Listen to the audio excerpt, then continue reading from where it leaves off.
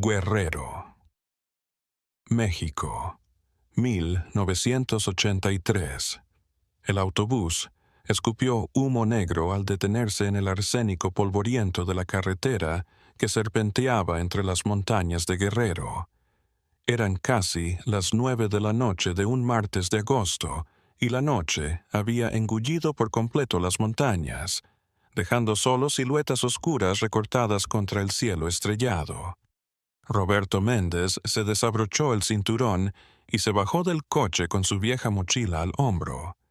El calor pegajoso de la noche se le adhirió a la piel como una segunda piel, una segunda capa viscosa. El aire olía a tierra y hojas muertas, aquellos olores extraños de los trópicos que nunca había llegado a acostumbrarse a oler sin cierto malestar. Había venido desde la Ciudad de México con una misión específica: verificar los rumores que circulaban sobre desapariciones en esta parte aislada del estado para el periódico El Observador, donde trabajaba como reportero de investigación desde hacía 5 años. A sus 32 años, Roberto había informado sobre narcotráfico, corrupción, policial y política, pero nada así.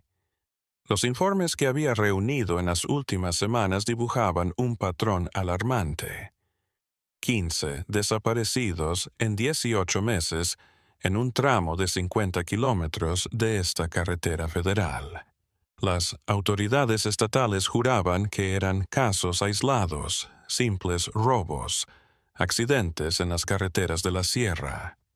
Pero las familias de los desaparecidos tenían otra historia que contar: la del silencio institucional, la de las investigaciones que nunca llegaban a ninguna parte, de pruebas que desaparecían.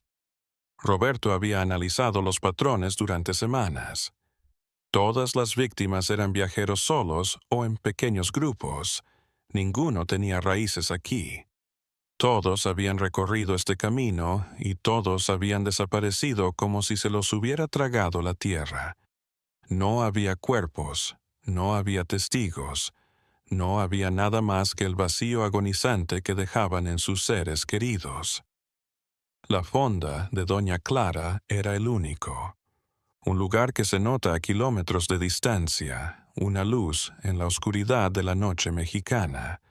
Un cartel de madera descolorido colgaba sobre la puerta principal, iluminada por una bombilla amarilla de bajo voltaje que atraía enjambres zumbantes de insectos nocturnos que bailaban en una maraña de sombras y luz. El inmueble era una construcción baja de adobe tradicional, con techo de tejas rojas desgastadas por el tiempo, rodeada de terreno baldío que se extendía. En la oscuridad, algunos cactus espinosos y arbustos secos rodeaban el edificio, y Roberto pudo ver lo que parecía un corral vacío detrás de la estructura principal. A través de las ventanas sucias se podía observar luz tenue y sombras ocasionales, señales reconfortantes de vida después del viaje solitario. Roberto se detuvo antes de entrar, sus ojos de periodista entrenado escaneando la escena en busca de posibles amenazas peligrosas. La fonda parecía tener al menos 50 años, tal vez más. Las paredes exteriores estaban agrietadas y parchadas, la pintura desprendiéndose para revelar colores de hace década. No había otros coches, no había otros huéspedes. Un perro delgado dormitaba cerca de la puerta. Ni siquiera levantó la vista cuando Roberto se acercó. El silencio era abrumador, roto solo por el canto lejano de los grillos y el zumbido de los insectos en la noche. Luz. Miró su reloj. 9:47 de la noche. El próximo autobús no llegaría hasta la mañana siguiente, y la perspectiva de pasar la noche en la carretera oscura no era atractiva. Había oído hablar de atracos a viajeros solitarios, de bandidos que recorrían estas montañas sin temor a la ley. Al menos aquí tendría techo y, al parecer, comida caliente. Se acomodó la mochila, comprobando mentalmente que su cuaderno y su cámara estuvieran seguros, y empujó la puerta de madera que rechinó al abrirse, anunciando su presencia. El primer olor que lo recibió lo envolvió como una bofetada, fuerte, punzante. Era una combinación extraña de especias que no podía reconocer, carne estofada que se había estado cociendo a fuego lento durante horas, y algo más que no pudo ubicar al principio, algo dulce y almizclado que le revolvió el estómago de manera inexplicable. El olor se aferraba al aire estancado, denso, ineludible. Roberto se tragó una arcada involuntaria, achacándola al cansancio del viaje y al hambre. El interior de la fonda era pequeño y angosto, con apenas 6 mesas de madera oscura pulidas por el tiempo y sillas desparejadas que parecían sacadas de distintos lugares a lo largo de los años. Las paredes estaban cubiertas de fotos antiguas en blanco y negro, en marcos baratos de metal oxidado. Roberto se acercó a inspeccionar unas cuantas en lo que esperaba a que lo atendieran. Las caras en las fotos eran serias, serios, como en las fotos antiguas. Hombres bigotudos y sombreros, mujeres rebozadas y rostros cansados, familias enteras posando tiesas ante la cámara. Algo en la mirada muerta de esos ojos parecía perseguirlo por el comedor. El suelo era de cemento pulido, agrietado en algunos puntos, y las paredes de adobe habían sido encaladas tantas veces que la pintura blanca se había amarillentado y desprendido. Había un calendario viejo colgado en la pared, todavía en marzo de 1982, más de un año desfasado. Un crucifijo de madera colgaba sobre la puerta de la cocina y Roberto observó que estaba cubierto de telarañas en las esquinas como si nadie lo hubiera limpiado en años. Detrás del mostrador surgió una mujer corpulenta de unos 60 años, con la lentitud deliberada de quien ha trabajado con las manos toda la vida. Llevaba el pelo gris recogido en un moño tirante que le estiraba la piel de la frente, marcando las arrugas profundas alrededor de los ojos y la boca. Su cara, quemada por el sol y cubierta de manchas de la edad y pequeñas cicatrices que contaban una historia difícil, llevaba un vestido oscuro de algodón y un delantal manchado atado a su cintura gruesa. Las manchas eran de todo tipo y edad, unas recientes, otras como supervivientes de innumerables lavados. Sus manos eran grandes y rudas, con nudillos gruesos y uñas cortas. Pero fueron sus ojos los que más sorprendieron a Roberto, ojos pequeños y negros como pozos sin fondo que lo observaron con una intensidad que lo hizo sentirse un insecto bajo un microscopio. No era una mirada hostil, pero evaluadora, como si estuviera calculando su valor en una forma que él no podía entender. «Buenas noches, joven», dijo la mujer con la voz ronca como papel de lija sobre madera. «Soy doña Clara Ramírez de Esparza, dueña de este pequeño local. ¿Viene de paso o busca alojamiento para la noche?» Roberto carraspeó, con la garganta seca. «Buenas noches, señora. Necesito un lugar para pasar la noche.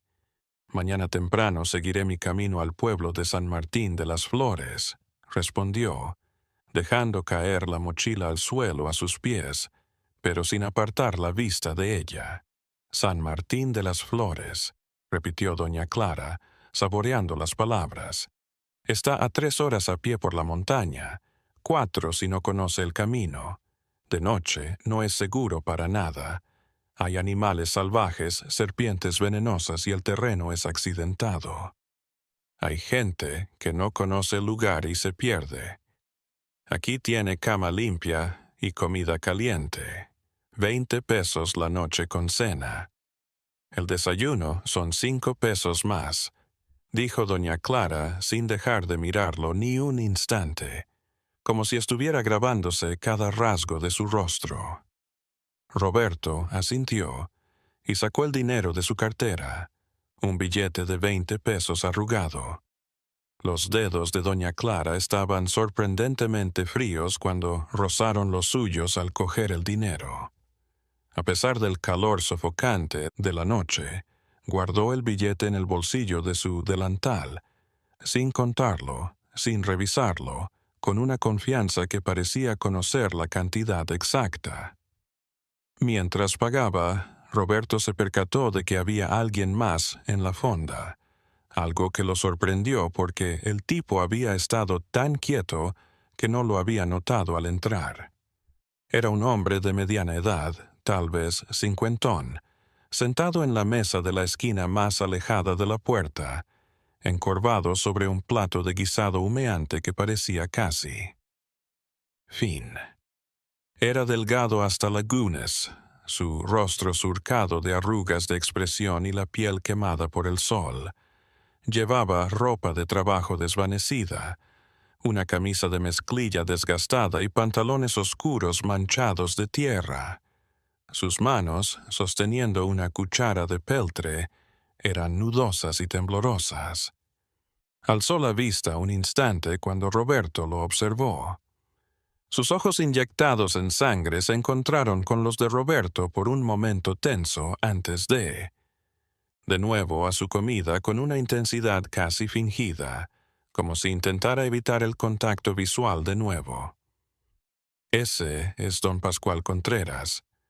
Nos visita desde hace años, aclaró doña Clara, siguiendo la mirada de Roberto con una sonrisa que no llegó a sus ojos. Su voz había cambiado, a la defensiva. Es de un rancho cercano, 10 kilómetros al norte. Baja al pueblo a comer su birria 2 o 3 veces por semana. Vender su carbón. Es buen cliente, nunca da problemas. Siéntese donde desee, joven. Le traigo la cena en un momento. Tengo birria fresca. Lo preparé esta mañana. Roberto se sentó en una mesa junto a la ventana cubierta de polvo, desde donde podía controlar la puerta y el resto del comedor, la mesa donde don Pascual comía con aquella concentración antinatural. Años de periodismo, la mayoría en zonas de conflicto y narcotráfico, le habían enseñado a dejar siempre las salidas abiertas, a la vista y nunca de espaldas a desconocidos. Era un instinto que le había salvado la vida más de una vez. Sacó su cuaderno de la mochila y repasó las notas que había tomado en el trayecto desde la capital. Las noticias eran alarmantes cuando se leían todas juntas, mucho más de lo que había parecido en un principio. En los últimos 18 meses, al menos 15 personas habían desaparecido en esta parte de Guerrero. 15 vidas que se habían esfumado. Solo dejaron preguntas sin respuesta y familias destrozadas. Roberto había entrevistado a 7 de esas familias en las últimas semanas. Recordaba cada palabra de esas conversaciones con dolorosa claridad. La mamá de Miguel Ángel Torres de Morelia, una mujer de 60 años que había llorado en su cocina mientras le enseñaba fotos de su hijo de 25 años que viajaba a la costa a trabajar en la construcción. La esposa de Ernesto Vargas, de 22 años, con un bebé de 6 meses en brazos, contando cómo su esposo había salido una mañana diciendo que regresaría en 3 días y nunca más lo había visto. Los padres ancianos de Carmen Soto, quien viajaba a ver a su hermana enferma en Acapulco, todos con la misma historia. Sus seres queridos viajaban por esta carretera y desaparecían. Las autoridades locales achacaban las desapariciones a bandidos comunes o accidentes en los caminos traicioneros de montaña, explicaciones convenientes que no exigían una inmersión. Pero las familias juraban que algo más oscuro estaba en juego, algo que las autoridades no querían ver o no podían ver. Mostraban patrones que los policías pasaban por alto. Todas las víctimas eran viajeros sin fuertes lazos locales. Todos habían desaparecido en un radio de 50 kilómetros. Todos en las últimas horas de la tarde o primeras de la noche. Y lo más perturbador, nunca encontraron los cuerpos. En caso de atracos o accidentes, pensaban las familias, al menos habría cuerpos, evidencia física, pero aquí no había nada, solo el vacío. Roberto había estudiado casos similares en otros países durante su formación como periodista de investigación. Sabía que cuando las personas desaparecían sin dejar rastro en números tan consistentes, usualmente había un patrón criminal organizado detrás, tráfico de personas, secuestros coordinados para rescate o algo peor. Su instinto le decía que estaba frente a algo serio, algo que merecía ser expuesto. Doña Clara regresó de la cocina varios. Minutos después, cargando una cazuela de barro humeante que colocó frente a él con un ruido sordo que resonó en la mesa de madera. El guiso era espeso y oscuro, casi negro en algunas partes, con trozos irregulares de carne que flotaban en una salsa marrón rojiza de consistencia oleosa. El vapor que se elevaba del plato traía consigo ese olor intenso y especiado, pero de cerca Roberto podía detectar más capas. Chile guajillo, definitivamente comino, tal vez orégano seco, ajo y esa nota dulzona extraña que ahora era más pronunciada, casi como carne ligeramente fermentada o en un estado de descomposición temprana. No se dijo a sí mismo, solo eran las especias poco familiares de la región. Es mi especialidad, dijo doña Clara con un orgullo evidente en su voz rasposa, quedando parada junto a la mesa mientras lo observaba. Birria de la región preparada con receta familiar que me enseñó mi abuela hace más de 40 años. La carne la preparo yo misma con métodos tradicionales. Marinada durante toda la noche en una. Mezcla secreta de chiles y especias. Aquí todos regresan por mi birria. Clientes de todas partes vienen específicamente por esto. Algunas personas dicen que es la mejor birria de todo Guerrero. Una vez vino un señor de Guadalajara, de la misma ciudad donde inventaron la birria, y me dijo que nunca había probado nada igual. Su sonrisa se amplió revelando dientes manchados y uno de oro en el frente. Coma con confianza, joven, le va a gustar. Roberto tomó la cuchara de peltre que doña Clara había dejado junto al plato y la hundió en el guiso. La consistencia era más espesa de lo que esperaba. La cuchara casi se quedó parada sola en el líquido viscoso. Extrajo un trozo de carne y lo examinó antes de llevárselo a la boca. La textura era extraña, muy suave, casi deshecha, pero con filamentos fibrosos que sugerían que había sido cocinada durante muchas horas. El color también era inusual, más oscuro que la carne de res normal, más oscuro incluso que la de cerdo bien cocida. Probó un bocado pequeño. El sabor inicial era fuerte e inmediato. Las especias atacaban su lengua con una intensidad que casi era dolorosa. El picante del chile era pronunciado, pero no abrumador, y había notas de comino, clavo, tal vez canela, pero debajo de todo eso había otro sabor que no podía identificar, algo ligeramente metálico, como sangre vieja, mezclado con esa dulzura que ahora se manifestaba como un regusto persistente. La carne estaba suave, tan suave, que casi se desintegraba en su boca sin necesidad de masticar mucho. Pero la textura era extraña, no como la carne de... res o cerdo que conocía, sino algo diferente, más fibroso en algunas partes, más gomoso en otras. Roberto comió despacio, masticando cada bocado con cuidado, su mente de periodista analizando cada detalle, incluso mientras trataba de convencerse de que solo era paranoia. Tenía hambre después del largo viaje desde la capital, 11 horas en autobuses incómodos con apenas un par de tacos rancios en una parada. El guiso estaba caliente y abundante. Llenaba el estómago a pesar de su apariencia poco apetitosa. Recordó a Aismo que estaba en una región rural donde las preparaciones de comida eran diferentes, donde los gustos locales podían parecer extraños para alguien de la ciudad. Doña Clara se había movido a limpiar una mesa vecina con un trapo gris que parecía estar esparciendo más mugre que quitaba. Pero sus ojos seguían regresando a Roberto cada pocos segundos, observando cómo comía con una intensidad que lo ponía cada vez más nervioso. Roberto se obligó a tomar otro bocado y luego otro, tratando de parecer natural, de no mostrar sospecha o disgusto. «¿Qué tal la birria?», preguntó doña Clara finalmente, acercándose de nuevo a su mesa. «Está muy especiada», respondió Roberto midiendo sus palabras. «Definitivamente diferente a lo que estoy acostumbrado en la capital». «¿Qué tipo de carne utiliza?».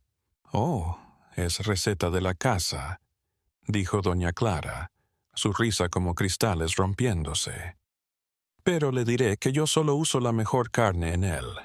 Zona, elegida por mí. Nada de lo que venden en las carnicerías de por ahí. Esta es carne especial cocinada a la antigua. ¿Sabe? Mi abuela me dijo que la clave de una buena birria no son las especias, es la carne. Hay que saber su origen, cómo fue criada, cómo fue sacrificada. Todo eso influye en el resultado final». Roberto sintió un escalofrío a pesar del calor. Algo en la manera en que doña Clara se refería a la carne con reverencia casi religiosa que le perturbaba, pero sonrió y mordisqueó otro trozo para no levantar sospechas. «¿Vienen muchos clientes por aquí?», le preguntó, guiando la conversación hacia algo que pudiera investigar. «Esto está fuera del camino trillado». «Los suficientes para mantenerme en el negocio», respondió doña Clara, retomando su labor de limpieza. El trapo no hacía más que arrastrar la suciedad de un lado a otro de la mesa. «Madera. Esta carretera es la única vía directa a la costa para los que no quieren dar toda la vuelta por Acapulco. Muchos camioneros transitan por aquí. También gente que busca trabajo en los puertos, comerciantes que traen mercancías, gente que va y viene. Algunos pernoctan, otros solo a comer y continuar. Tengo clientes fijos como don Pascual que vienen solo por mi comida. También me llegan personas que nunca han venido». Su voz sonó rara cuando dijo «los clientes», de pasada. Algo que Roberto no pudo reconocer del todo, pero que sonaba casi a satisfacción. «He oído cosas preocupantes sobre la zona», continuó Roberto, decidiendo ir al grano. «Desapariciones. Dicen que ya no es seguro andar por aquí». El rostro de doña Clara se tensó. Las líneas alrededor de su boca se tensaron. Dejó de limpiar y se volvió para mirarlo directamente, sus ojos oscuros fijos en los suyos with an intensity that, casi física. La montaña joven está llena de peligros, animales salvajes que bajan cuando tienen hambre, jaguares y pumas que asaltan a los viajeros desprevenidos, caminos traicioneros donde un paso en falso significa una caída mortal, bandidos que roban y dejan a sus víctimas en barrancos para que jamás sean encontradas. Y sí, gente mala, muy mala, que hace cosas muy malas. Por eso siempre les digo a mis huéspedes, no viajen de noche por aquí. Aquí al menos están a salvo bajo techo, con las puertas cerradas, los perros ladrando afuera. Antes de que Roberto pudiera responder, don Pascual se puso en pie de golpe, arrastrando su silla de madera por el suelo de cemento. El sonido fue brusco en el silencio del comedor. Dejó algunos billetes arrugados sobre la mesa, billetes de 5 y 10 pesos, y se dirigió tambaleante hacia la puerta, como si estuviera borracho o agotado. Roberto observó que el hombre evitaba mirarlo. Pero antes de franquear la puerta principal, don Pascual se detuvo con la mano en el picaporte. Se quedó de pie durante lo que parecieron una eternidad de segundos, su espalda encorvada hacia ellos. Entonces, sin girar por completo, movió apenas la cabeza para que Roberto pudiera observar su perfil devorado por la oscuridad de la noche que se colaba por la puerta entreabierta. «Si tiene juicio, mi hijo», dijo en voz baja pero firme, palabra articulada. Con cuidado intencionado, mañana al amanecer, partid. Siga el camino hacia el este, no hacia el norte, y no haga preguntas cuyas respuestas no desee escuchar. Hay cosas en estas montañas que es mejor no conocer. Hay cosas que es mejor no saber. Le recomiendo que coma, duerma y se marche al amanecer sin mirar atrás. Con eso, don Pascual abrió la puerta y se perdió en la noche. La puerta quedó abierta. Roberto alcanzó a ver la figura de él. Hombre alejándose por el camino de tierra, iluminado por la luz que escapaba de la fonda, antes de que doña Clara atravesara el comedor y cerrara la puerta de golpe, que resonó en las paredes de adobe. El silencio que quedó tras la marcha de don Pascual era denso, como una manta húmeda sobre los hombros de Roberto. El aire parecía haberse espesado. Roberto podía sentir su propio latido del corazón en sus oídos, el tic-tac lejano de un reloj invisible, el crujido suave de la madera bajo sus pies, de las vigas de madera del techo. Doña Clara se quedó de pie junto a la puerta cerrada, su mano todavía en el pomo, su respiración resonando en el silencio. Finalmente, se volvió hacia Roberto y su voz había perdido todo rastro de calidez falsa. Ahora sonaba plana, robótica, como si estuviera repitiendo líneas ensayadas. No haga caso a don Pascual. El pobre está medio loco desde que perdió a su hijo hace años, 5 o 6. Ya ni me acuerdo. El chico era su único hijo varón, su orgullo. Se fue al norte a trabajar, a brincar la frontera, como muchos otros jóvenes de por aquí que no le ven futuro a México. Iba a enviar dinero a casa. Tenía grandes planes, pero nunca más se supo de él. Dicen que a lo mejor lo agarró la migra y lo deportó, o que los coyotes los dejaron en el desierto, o que se murió cruzando. ¿Quién sabe? El dolor de no saber qué le sucedió a...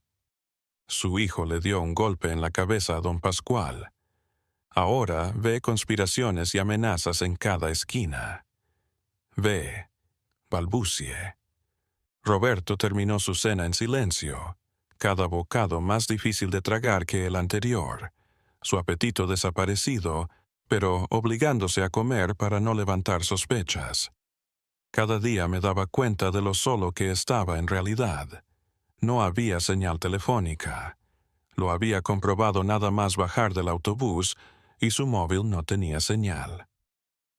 No, había otros edificios, pero ni una luz familiar, ni rastro de civilización más allá de esta posada solitaria, solo la carretera oscura que se extendía en ambas direcciones, tragada por la noche, y las montañas negras que se elevaban amenazantes contra el cielo estrellado. Si algo le sucediera aquí, nadie lo sabría. Nadie vendría a buscarlo en días, semanas. Su editor esperaría un informe, pero Roberto no le había dado detalles de dónde se encontraba exactamente, solo. que iba a Guerrero a investigar desapariciones.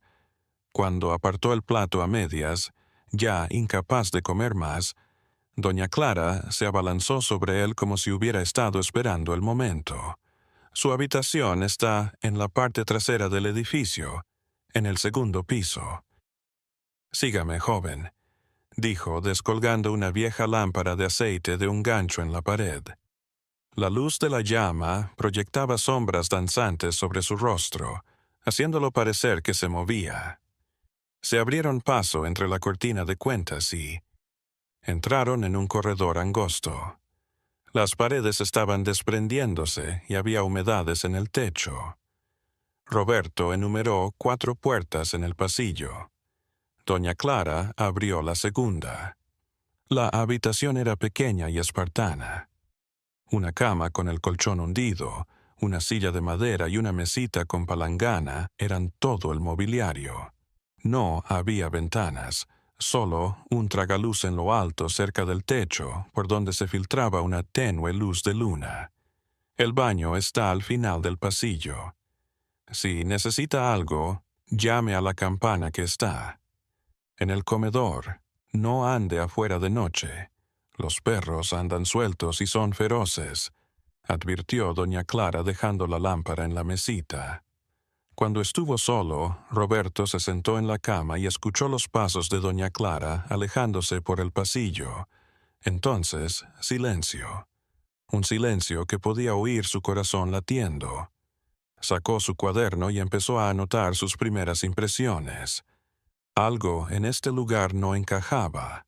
La reacción de doña Clara ante la mención de las desapariciones, la manera en que se había encogido, la mirada que había perdido, todo ello había alertado a doña Carmen.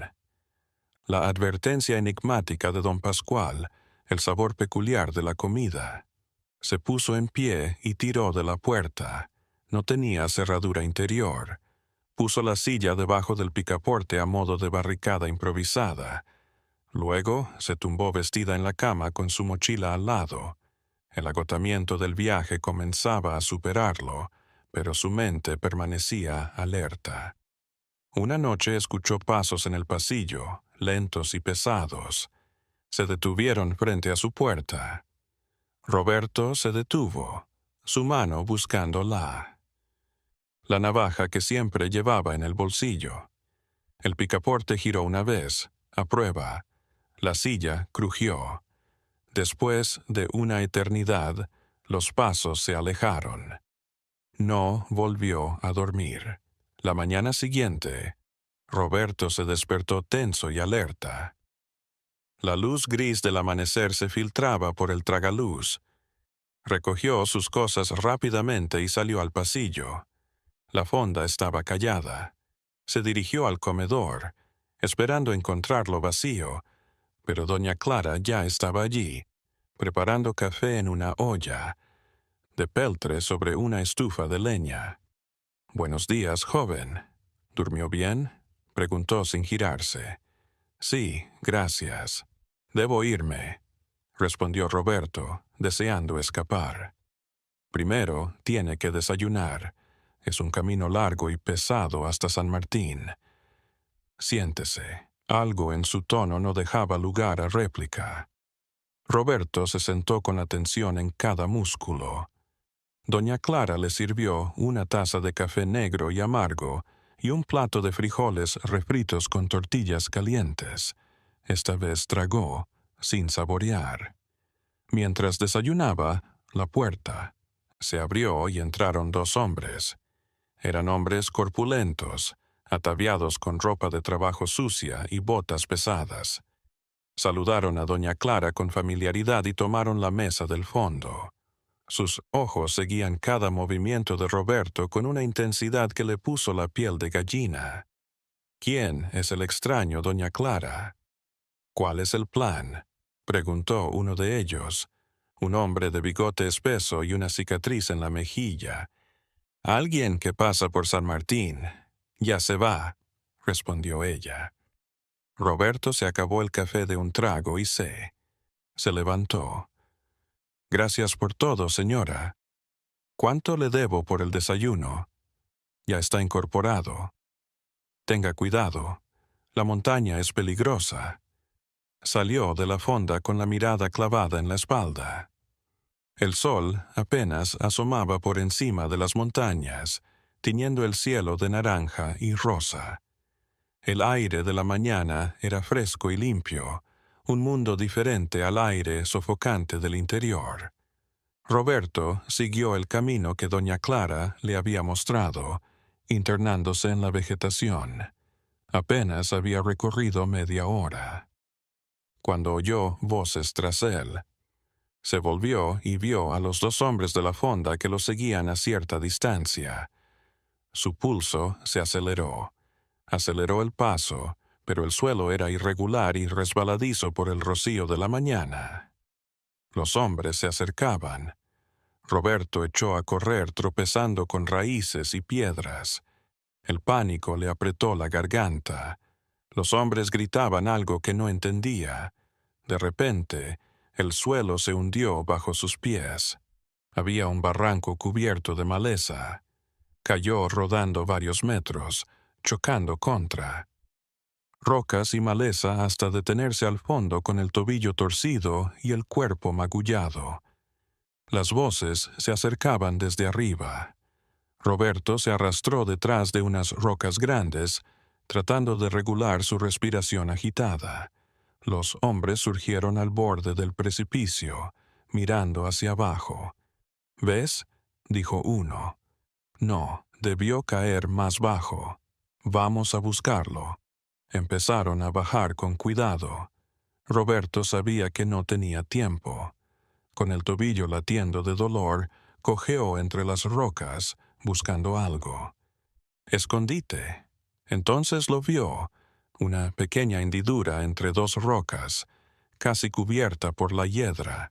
Se arrastró hacia ella, apretándose en el espacio. Desde su escondite observaba a los hombres buscándolo, moviendo matorrales, gritándolo. «Amigo, solo queremos ayudarlo. Uno se puede herir aquí en la montaña». Roberto no se movió. Su corazón latía con tanta fuerza que pensó que podrían oírlo. Los hombres buscaron durante 1 hora antes de rendirse. Ya habrá tomado otro camino. Volvamos antes de que doña Clara se... «Enojo», dijo uno.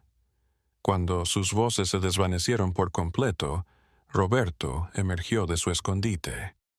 Su tobillo estaba hinchado y dolía, pero podía caminar cojeando. No siguió el camino. En vez de ello, se internó más en la montaña, guiándose por el sol para no perder la orientación general hacia el este, donde decía su mapa que debía encontrarse San Martín. Caminó horas, parando a menudo para descansar y escuchar si alguien lo seguía.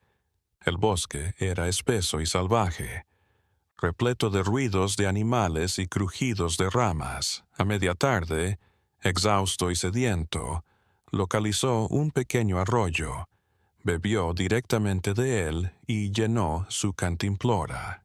Mientras descansaba al lado del arroyo, algo le llamó la atención.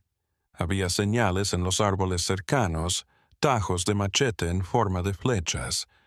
Alguien había dejado un rastro. Roberto se estremeció. ¿Qué clase de camino era? Escondido en el bosque, la curiosidad periodística que lo había metido en problemas antes, se despertó de nuevo.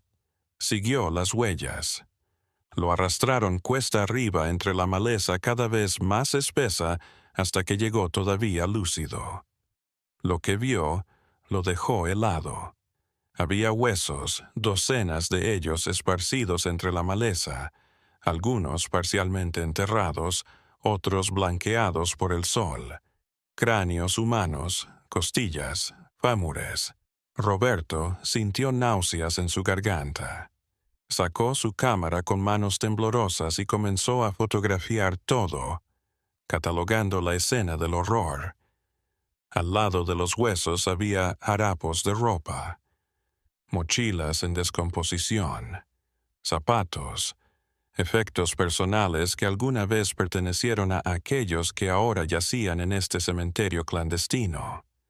Roberto halló una identificación entre los restos de una billetera destrozada. Se llamaba Miguel Ángel Torres de Morelia, Michoacán. La fecha de emisión era de hacía 2 años. Con cada hallazgo, la terrible verdad se revelaba. Doña Clara, la fonda, la birria. Todo era una mentira. Los viajeros que se detenían jamás llegaban a imaginar. Destino y la carne de sus guisos. Roberto se agachó y vomitó entre los matorrales. Cuando recuperó el control, guardó la identificación y todas las pruebas que pudo encontrar en su mochila. Debía llegar a San Martín. Debía informar a la policía. Siguió caminando con más prisa, sin hacer caso a su tobillo. Las sombras se alargaban a medida que el sol se acercaba al horizonte. Debía refugiarse antes de que cayera la noche, pero no podía volver. Cerca de la fonda, por la noche, encontró una pequeña cueva en la que refugiarse. Hizo una pequeña fogata para ahuyentar a las bestias y se acurrucó con su mochila de almohada. El sueño se resistía. Cualquier ruido del bosque en la noche lo sobresaltaba. Las caras en las fotos de las paredes de la fonda volvían a su mente. ¿Cuántos habían caído? ¿Cuánto tiempo llevaba doña Clara con su atroz negocio? Al amanecer del segundo día, continuó su camino. El hambre empezaba a debilitarlo. Solo había probado un par de tortillas que llevaba en su mochila. El tobillo estaba peor, pero no podía parar. A media mañana escuchó algo que le dio esperanza, el sonido de un motor a la distancia. Corrió, cojeando hacia el ruido, y salió del bosque a una carretera de tierra. No era como la carretera principal, más estrecha y descuidada. A lo lejos podía ver el polvo de un vehículo aproximándose. Roberto se detuvo en medio de la calle gesticulando. El coche era una camioneta vieja manejada por un viejo campesino. Se detuvo y bajó la ventanilla, mirando a Roberto con sospecha. «¿Qué pasó, muchacho? Se ve muy magullado». «Necesito ir a San Martín, pero ya. Es vida o muerte», dijo Roberto. Su voz ronca por la sed y el cansancio. El hombre lo miró de arriba a abajo. «Suba, ya voy». En el camino, Roberto le reveló su historia, dejando fuera los detalles más sangrientos. El campesino, que compareció, como don Alberto escuchó con gravedad. «Conozco la fonda de doña Clara. Llevan años diciendo que pasan cosas raras por ahí, pero nadie hace nada. A los de arriba no les importa lo que ocurra en estos lugares perdidos. Somos pobres, no tenemos voz», dijo don Alberto con amargura. «¿Ha oído hablar de desaparecidos?», preguntó Roberto.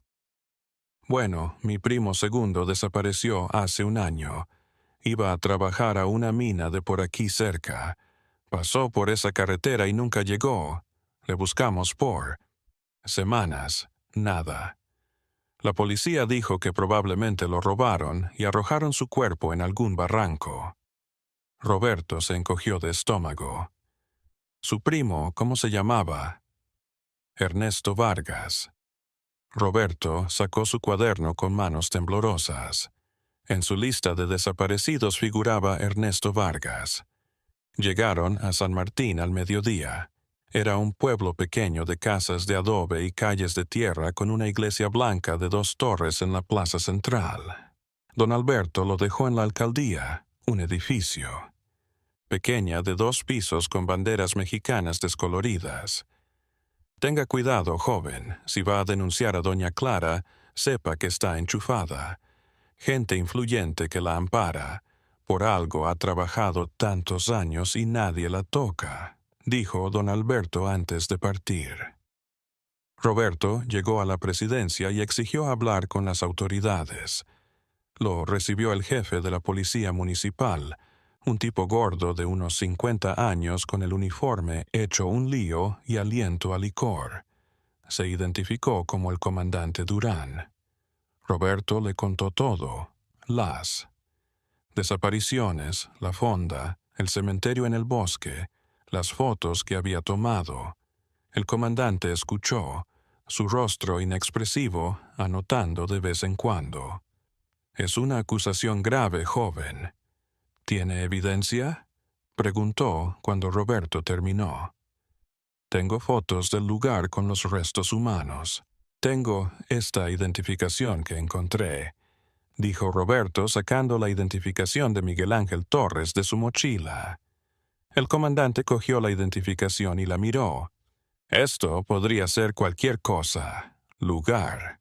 La gente se muere en las montañas por accidente, por robo, por ataque de animal, por las fotos. Hay decenas de cadáveres allí. Esto no son accidentes», repitió Roberto. «Mire, periodista capitalino, aquí no estamos en la ciudad. Doña Clara es una mujer respetada en la comarca. Lleva décadas con su negocio. No puedo ir a arrestarla por lo que dice un extraño, golpeado y desorientado. ¿Confundido? Yo sé lo que vi. Lo que usted presenció fue huesos en el bosque. Eso no es evidencia en contra de doña Clara. Pudo haberse perdido, caído, golpeado la cabeza. El bosque es peligroso». Roberto sintió la rabia y la frustración hirviendo en su pecho. Le está defendiendo. ¿Cuánto le paga para que cierre los ojos? El rostro del comandante se tensó. «Mire lo que dice, muchachito. Podría arrestarlo por calumnia. Le recomiendo que vuelva a la capital y olvide todo. Guerrero no necesita periodistas entrometidos que buscan problemas donde no los hay». Roberto se puso en pie de golpe. «Esto no va a quedar así. Voy a publicar mi investigación con o sin usted». Salió de la alcaldía derrotado y furioso. Don Alberto tenía razón. Doña Clara estaba resguardada, pero no cedería. Encontró una pensión pequeña cerca de la plaza. Pidió un teléfono y llamó a su editor en la Ciudad de México. «Roberto, ¿dónde carajos has estado?». «2 días sin informar», respondió la voz enojada de su editor, Ernesto. Fuentes. Roberto le reveló lo que había aprendido. Hubo un silencio prolongado al otro lado de la línea. «Esto es alucinante. Si es cierto, es la historia del año, pero también es muy peligroso. Necesitas más pruebas. Regresa a la capital. Mostramos las fotos. Identificamos a las víctimas. Armamos un caso de hierro», dijo Ernesto. «No puedo irme. Si me voy, doña Clara podría limpiar todo, deshacerse de las pruebas. Debo». «¡Muévete!». «Roberto, escúchame. Si lo que dices es cierto, estamos ante una gran operación criminal protegida por el Estado. No puedes hacer eso solo. Vuelve y lo hacemos bien». Pero Roberto ya había decidido. «Voy a volver a ese cementerio y voy a fotografiar todo. Luego vuelvo». «Roberto, no seas estúpido». Roberto colgó antes de que su editor pudiera protestar, y sabía que Ernesto tenía razón. Lo prudente es volver a la capital. Pero había visto demasiado, sabía demasiado. No podía irse y dejar a doña Clara en sus fechorías. Se pasó el día en San Martín, preguntando en voz baja. Se fue a la cantina del pueblo. Platicó con las vendedoras del mercado. Platicó con los viejos de la plaza. Lo que oyó no hizo sino confirmar sus temores. Las desapariciones eran un secreto a voces. Todos conocían lo que ocurría en esa carretera, pero nadie hacía nada por temor o complicidad. un viejo que vendía hortalizas en la. El mercado se acercó a él cuando estaba solo. «Escuché que anda preguntando por doña Clara», murmuró. «Sí, ¿sabe qué?» El anciano miró a su alrededor. Mi hijo era carnicero en Chilpancingo. 5 años atrás le comenzó a vender carne a doña Clara, res, puerco. Un día llegó y me dijo que algo andaba mal, que los pedidos de doña Clara no tenían sentido. Solicitaba muy poca carne para un local que se decía que atendía a tanta gente. Le pregunté qué. Pensé que sí estaba ocurriendo, pero nunca me respondió. Solo dijo que iba a mirar. 2 semanas después mi hijo desapareció. Se fue al norte, dijeron, pero yo sé que nunca se habría ido sin decir adiós. Denunció su desaparición, sí, claro. El comandante Durán me dijo lo mismo que a todos, que seguramente mi hijo se fue a Estados Unidos a buscar una mejor vida. Pero yo sé la verdad. Mi hijo supo algo y lo callaron. Roberto se estremeció. ¿Por qué me dice esto?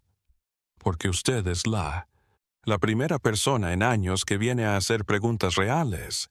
Alguien tiene que detener a esa mujer. Pero cuidado, joven. A doña Clara no la torea nadie. Aquella noche, Roberto apenas pudo pegar ojo, revisando una y otra vez sus fotos, planeando su próximo movimiento. Al amanecer alquiló un caballo a un ranchero y volvió a las montañas. Esta vez conocía el camino, sabía qué buscar. Llegó al cementerio clandestino a media mañana. El lugar era aún más aterrador a la luz del día. Empezó a, todo ello, documentarlo, fotografiarlo, catalogarlo, cada montón de huesos, cada artefacto, inventariarlo. Encontró más identificaciones, más nombres para su lista. Estaba tan absorto en su trabajo que no oyó los pasos que se acercaban hasta que fue demasiado tarde. Una voz ronca habló detrás de él. «Sabía que volverías». Roberto se giró. Doña Clara estaba presente. Los 2 hombres que lo habían perseguido días atrás y 3 más que no. Reconocía, todos ellos armados con machetes y rifles. «No tienes que hacer esto, Roberto. Puedes irte ahora y olvidar lo que viste». «Le dejaremos ir», dijo doña Clara, su voz sorprendentemente tranquila. «¿Por qué? ¿Por qué haces esto?», preguntó Roberto, retrocediendo. «¿Por qué?», doña Clara soltó una risa amarga. «Porque este país nos dejó atrás hace mucho tiempo. Porque en estos pueblos perdidos no existe ley, no existe justicia, no existe nada más que miseria y desesperación. Yo cumplo con mi labor para sobrevivir. Asesinas personas inocentes. Inocente. Estos viajeros eran inocentes, ¿crees? Muchos eran contrabandistas, delincuentes, hombres malos. Los usé, los alimenté de vuelta a la tierra. ¿Estás loca? No, estoy libre. Por primera vez soy libre de hacer lo que quiera. En un país donde los ricos hacen lo que quieren, donde la vida de los pobres no vale nada, yo recuperé mi poder y nadie me lo va a quitar». Los hombres se apretaron en un círculo. De Roberto. Él sabía que no podía escapar, pero entonces recordó algo. Había dejado una copia de sus notas y una cinta grabada con su testimonio en la pensión, con instrucciones de enviársela a su editor en caso de que no regresara. «Es demasiado tarde, doña Clara. Mi editor en la Ciudad de México lo sabe todo. Si muero, la historia se publicará de todos modos. Van a venir federales, periodistas, la tele. No puedes esconderte». Por primera vez doña Clara mostró duda. «¿Estás mintiendo? ¿Quieres?» «Arriesgarte. Mátame y harás de esto un asunto nacional. O suéltame y puede que consigas algo». El silencio se alargó. Los hombres miraban a doña Clara en espera de instrucciones. Finalmente habló. Llévenselo de vuelta a la carretera principal. Asegúrense de que se suba al primer autobús que pase. Si vuelve, matadlo. Los hombres lo acompañaron de regreso a través de la montaña. En la carretera esperaron con él a que pasara un autobús para Chilpancingo. Roberto se elevó con su mochila y sus pruebas sin atreverse.